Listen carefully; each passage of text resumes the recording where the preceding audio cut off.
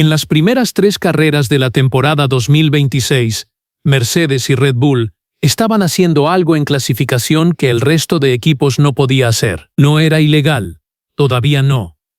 Era una interpretación muy específica del reglamento técnico, una zona gris que ambos equipos encontraron, explotaron y convirtieron en centésimas de ventaja cada vuelta rápida. La FIA lo descubrió, lo analizó, y esta semana tomó medidas para cerrarlo. El truco consistía en saltarse la reducción gradual de potencia eléctrica al final de las rectas. Una maniobra que les daba entre 50 y 100 kilovatios adicionales en el momento exacto en que más importa, los últimos metros antes de frenar. No es la diferencia entre ganar y quedar fuera de la Q3. Es la diferencia entre la pole y la segunda fila. Es el margen que en la Fórmula 1 de 2026 puede separar a un equipo del resto. Y durante 3 grandes premios, solo 2 equipos lo tenían. Y esto no es lo más fuerte. Esto apenas está empezando. Para entender lo que Mercedes y Red Bull estaban haciendo, hay que entender primero una regla muy específica del reglamento de 2026. Los nuevos monoplazas tienen un sistema eléctrico, el MGUK, que entrega potencia adicional al motor. Y el reglamento establece que al final de cada recta, cuando el piloto se acerca a la zona de frenada, esa potencia eléctrica tiene que reducirse de forma gradual. El ritmo de reducción está fijado, 50 kilovatios por segundo. La razón de esa regla es simple. Sin ese límite, los equipos podrían mantener la potencia eléctrica al máximo hasta el último milímetro antes del freno, generando una ventaja de aceleración que distorsionaría completamente la competición. Pero el reglamento tiene una excepción. Si el MGUK se apaga por razones técnicas para evitar daños en la unidad de potencia, el requisito de reducción gradual no aplica. Y ahí está la zona gris. Mercedes y Red Bull encontraron la manera de apagar deliberadamente el MGUK al final de la recta, justo antes de que la reducción gradual tuviera que activarse. De esa forma, el sistema se apagaba técnicamente por razones de protección. Saltaban la reducción y mantenían la potencia máxima durante más tiempo del que el reglamento permite. El resultado práctico: entre 50 y 100 kilovatios adicionales en los metros finales de cada recta. Más centésimas que décimas. Pero en la Fórmula 1 de 2026, las centésimas son exactamente donde se decide todo. Quédate, porque lo más impactante viene justo después. Lo interesante de esta historia es cómo la FIA llegó a tomar medidas. No fue solo a través del análisis de telemetría, aunque eso también jugó su papel. Fue en parte gracias a un efecto secundario que los propios equipos no pudieron ocultar. En Japón, varios coches de Mercedes y Red Bull mostraron problemas técnicos visibles en su camino de regreso a boxes después de intentos de vuelta rápida. Problemas que en principio no tenían explicación clara, pero que al analizar la telemetría apuntaban directamente al uso repetido de ese apagado deliberado del MGUK. La FIA juntó los datos, revisó los patrones y llegó a una conclusión. Ambos equipos estaban usando la excepción de protección técnica no para proteger nada, sino para ganar tiempo de potencia máxima. La respuesta de la federación fue una medida disuasoria concreta y simple. Si el MGUK se apaga, se bloquea durante 1 minuto. Eso hace que apagarlo deliberadamente en carrera sea prácticamente imposible. Ningún piloto puede permitirse perder el sistema eléctrico completo durante una vuelta entera en medio de una carrera. En clasificación el problema es más complejo, porque el patrón que se detectó era que los equipos apagaban el MGUK directamente después de completar una vuelta rápida, no durante ella. Pero la FIA fue clara.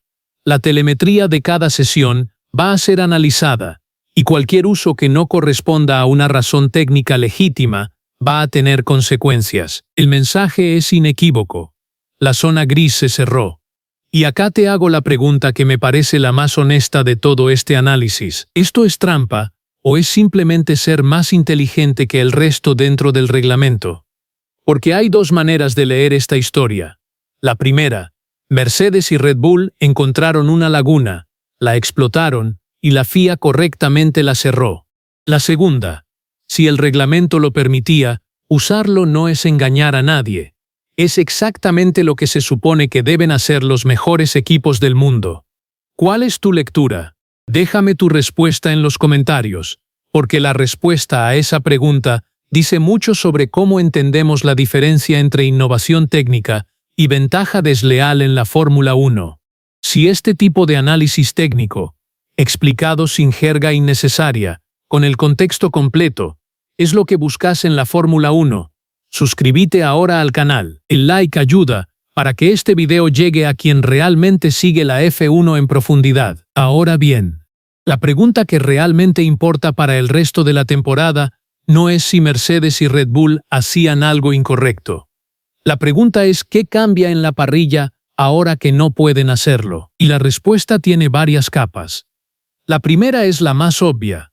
Equipos como Ferrari, McLaren y Alpine que no estaban usando este truco o que no lo habían encontrado todavía, van a ver cómo la brecha en recta con Mercedes y Red Bull se reduce. No de forma dramática, porque estamos hablando de centésimas, pero en una temporada donde los 4 primeros equipos están separados por márgenes muy pequeños, cualquier reducción de ventaja importa. La segunda capa es más interesante. Esta situación expone algo que los aficionados de años saben perfectamente. La Fórmula 1 siempre fue tanto una competencia de ingeniería e interpretación del reglamento como una competencia de velocidad pura.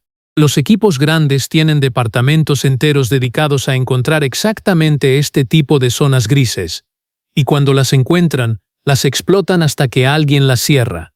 Senna lo decía de una manera que quedó grabada en la memoria de todos los que lo siguieron. Si tienes todo bajo control, es que no vas suficientemente rápido. Pero en la Fórmula 1 moderna, esa lógica aplica tanto al piloto en la pista como al ingeniero frente a la pantalla buscando los límites del reglamento. Y la tercera capa afecta directamente a equipos como Alpine. Porque si la brecha en recta se reduce aunque sea marginalmente, los circuitos donde la velocidad punta es determinante, y Miami tiene tramos largos donde eso importa, pueden generar resultados ligeramente diferentes a los de las primeras 3 carreras. Para Colapinto, que llega a Miami con el trabajo del receso encima y con mejoras confirmadas en el A522 Spoke, cada centésima de reducción en la brecha con los equipos de arriba es una ventana que se abre un poco más. Y lo que pasó después, nadie lo vio venir. Al principio de este video dije que Mercedes y Red Bull estaban haciendo algo que el resto no podía hacer. La FIA lo cerró. Pero esta historia no termina acá. Termina, o más bien continúa, en algo que define a la Fórmula 1 desde sus orígenes. La historia de este deporte está llena de trucos técnicos que fueron legales hasta que dejaron de serlo. El doble difusor de Brown GP en 2009, que les permitió ganar el campeonato mientras todos los demás corrían para entender cómo funcionaba. El sistema de escape soplado de Red Bull en 2011. La suspensión activa que McLaren y Williams usaron en los años 90, hasta que la FIA los prohibió. Los coches de 6 ruedas de Tyrrell en 1976. Cada época tiene su versión de esta historia. Un equipo encuentra algo que el reglamento no prohíbe explícitamente. Lo explota. El resto tarda semanas o meses en entender qué está pasando.